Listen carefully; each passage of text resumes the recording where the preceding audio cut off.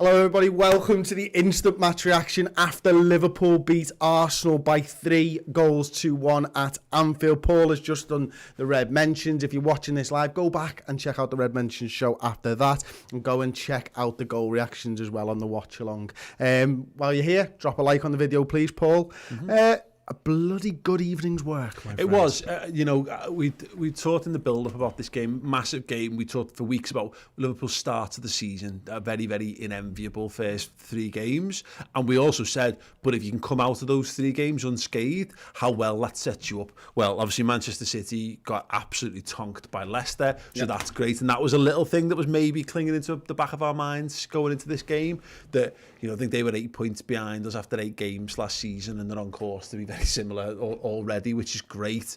Liverpool just need to keep winning, and Arsenal, because we'd lost those 2 games from the last 2 times we faced them, Community Shield being a bit of a friendly notwithstanding, that had a little tinge to it, and Liverpool just turned up and dominated. And any of these things of like last week it was, well, Chelsea had 10 men for 45 minutes, and they did, so it was hard to judge just how good Liverpool were. Arsenal had 11 men. And we absolutely wiped the floor with them tonight. It was a dominant performance from first minute to the last minute for me. Obviously, Robbo's mistake aside, other than that, I thought we were brilliant. Jurgen's even just had a little bit of a to-do with Roy Keane. And he said, I heard Mr. Keane say we were sloppy tonight, but he must have been watching a different game. We were exceptional tonight. The football we played was absolutely exceptional. There is nothing bad to say. And he goes on to say, it is really early in the season. The performance is absolutely wow, I have to say, which is just as Jurgen a line as you're going to get, isn't it? Wow. But he's right, isn't it? It was a dominant performance. I think, in all facets of Liverpool's game tonight, I think the goalkeeper was one of the best players on the pitch, made big saves when he had to make big saves. The defence was brilliant. Question marks about Joe Gomez going into the game. Would Fabinho start at centre-half? Obviously, Thiago's not available. Paul, what did you make of Joe Gomez's performance? He was exceptional. Absolutely exceptional, and I've never really understood it. I understand the Joe Gomez criticism, not of him, but there's always got to be one player who's the scapegoat in the team. And I think what happens is we're so used to there being weak links in Liverpool's team that we look for them when they're not necessarily there, and if they are, they're fractional margins. Joe Gomez has had a couple of iffy performances here and there. Like Virgil van Dijk, I've seen him have actually even the most imperious centre halves. I've seen him. He gave away a goal against Leeds United. He gave away a goal against Arsenal at the Emirates at the back end of last season. It happens.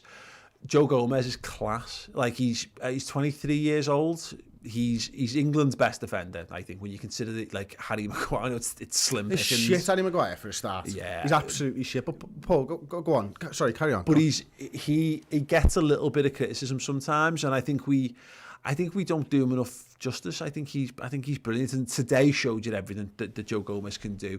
He reads the game really well. He's very, very composed. A couple of times under pressure. Look at how much we made Arsenal shit themselves playing out from the back. There's 2 or 3 occasions where Joe Gomez basically rolls 2 men and breaks down the field. Crap defenders can't do that. And that's the thing. We laud Matip for doing those types of things, don't we? And Matip steps forward with the ball at his feet. Matip doesn't do it when he's got 2 men around him like Joe Gomez did. He almost slalomed at times through those players, breaks out into the midfield and then gets us moving. But not only that, Pierre-Emerick Aubameyang was a non-factor today, and we've not played Arsenal really, and he's been a non-factor, not for a long time anyway. So for me, that's what you've got to do. And the question marks going into the game, where from a Liverpool defensive standpoint, can Joe and Trent stand up to Lacazette and Aubameyang? And the question was answered. They were unbelievable today, and Aubameyang got a chance 80-something minute and did absolutely nothing because Joe Gomez slid and blocked the shot again in the penalty area. We did what you needed to do in that game, and actually it was intensity, because I think Arsenal, as much as Arteta's rebuilding them, the DNA of Arsenal Football Club is to be a massive shithouse. Look, because we know how many of this team is still here from the Troy Deeney. He was going on live on national television and saying they just don't like it up them. And there's lots and lots and lots of those players who are still there, who've still got that left, that lingering in their mentality. Sadio Mane going in big very early on, and you saw it, Matt, all over the pitch. Liverpool players just being more physical than I was. Maybe slightly too in some instances, and I think people, I'm sure there'll be one or two people, not Liverpool fans, who are a bit upset about it, whatever. Maybe we would kick off in reverse, but we're used to seeing Liverpool go toe-to-toe physically with sides. They don't bow down, and you can see there's a couple of moments. I mean, we did it to Bellerin, got knocked. These are not lads who perform well in those circumstances. They get angry and they lose composure, they lose the focus, and Aubameyang was one of them. He got physically outmatched, and moreover, and you talked about this in the build-up to the game, how do you stop him? You cut off the supply to him. He just didn't get the ball. We let Ainsley Maitland-Niles have the ball, and I would hazard a guess that he kicked it out for a throw-in with about 75% of his touches on that game. Yeah. The funny thing is, before Aubameyang's chance in the sort of final few minutes of the game, it wasn't until probably between the 70th and 80th minute where I think it was Maitland-Niles knocked a little ball over one of our players to Aubameyang, who picked it up 30 yards outside from their goal kick line.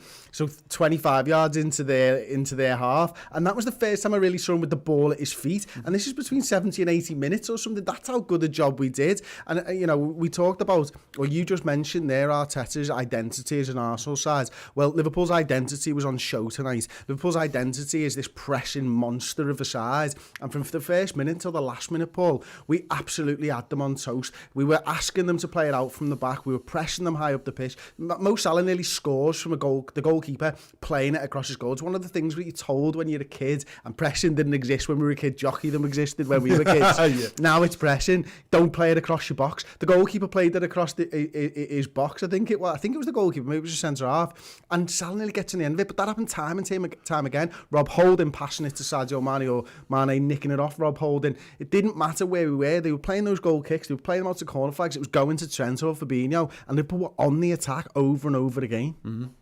What's your question? There's no question. Yes! I've waited years to do that. Right, yeah. No, we talked, Pep Linders were going on about the pressing and what have you. And we were talking about it. You asked me the question after the Chelsea game, like about the Chelsea passing out the back, and we talked about the tells. And we said it again in commentary today because we're dead clever. Not really, it's just fucking blindingly obvious.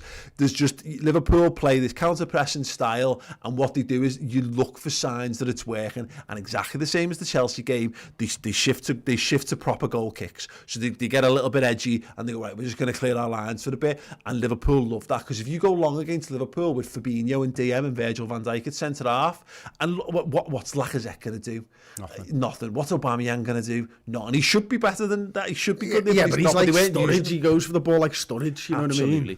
And so we ate that. We ate them alive in that regard, and then we just slowly crushed the life out of them. And then you tell number two is one of their back line panicking and kicking out for a throw-in, and we did that to them time and time again, and they get in their own heads and they start to beat themselves, and it became inevitable. It's just annoying that we had to go a goal down, really. Well, this is it. That you say about their defenders making mistakes and stuff, but it was our defenders who made the first mistake, wasn't it? The ball's whipped across. I don't think it was a particularly good ball. You called it in comms during the game. It's a shit ball. It's all shit. It's a shit ball. It's shit defending. It's a shit strike, and the goalkeeper's shit because of it. And that's how it ended up in the back of the net. And I'm sure there'll be loads of Liverpool fans at home going, fucking hell, I can't believe this. Now it's saying, like, I can't believe this. Did you feel for a second we wouldn't get because back I don't fucking ever doubt this side. It doesn't matter if you go 1-0 down or not. That isn't part of who we are. Part of who we are is coming back and getting control of the game. And like less than 5 minutes later, Mane stuck the ball in the back of the net, hasn't he? And it's Mo Salah,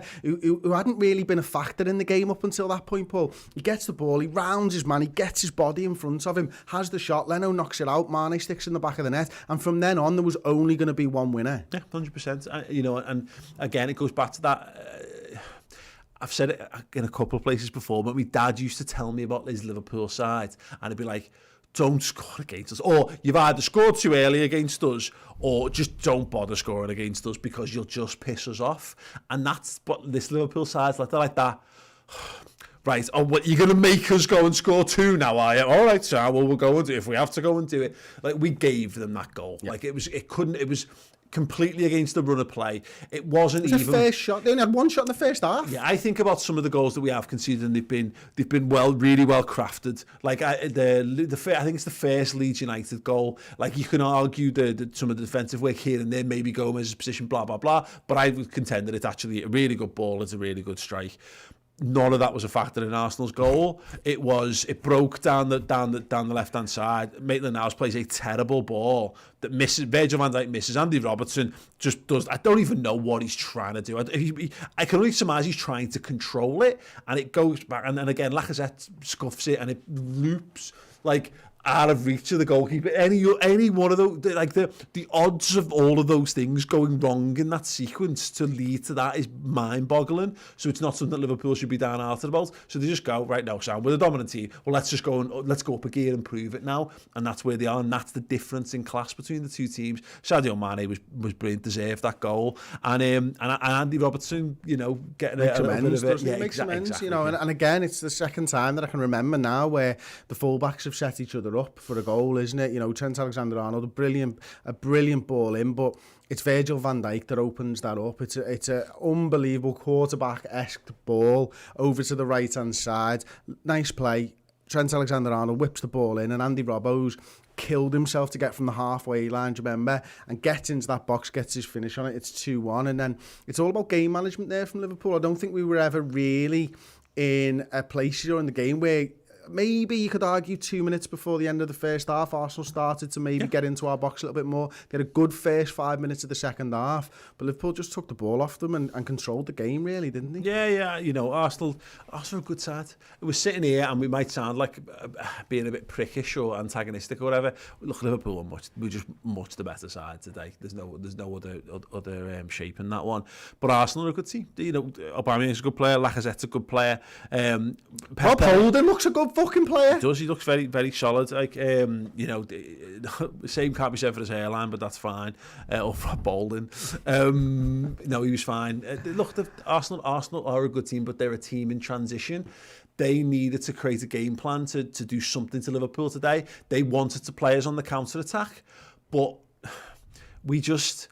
Oh God, because we just ate them alive. Like, it was just like it must have been painful to be an Arsenal fan and watch that, because their game plan crumbled before our eyes. We did exactly the same thing to Chelsea. Teams are going to try and do this against us. They're going to challenge us with breaking them down.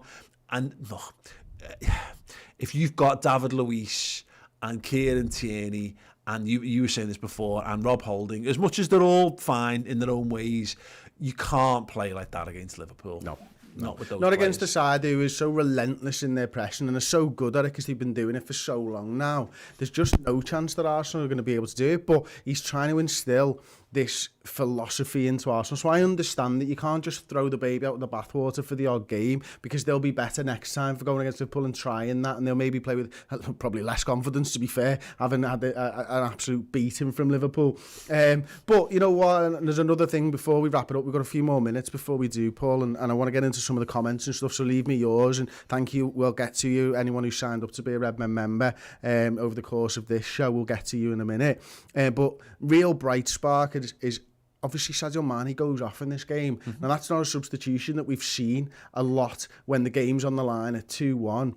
Diogo Jota comes on for his Premier League debut for the boys, and he just hits the ground running, doesn't he? Like, you know what I mean? And Mo Salah creates an incredible opportunity. Then he takes one away from him as well, which is just infuriating. Yeah. But what a fucking first 20 minutes or something from Diogo Jota.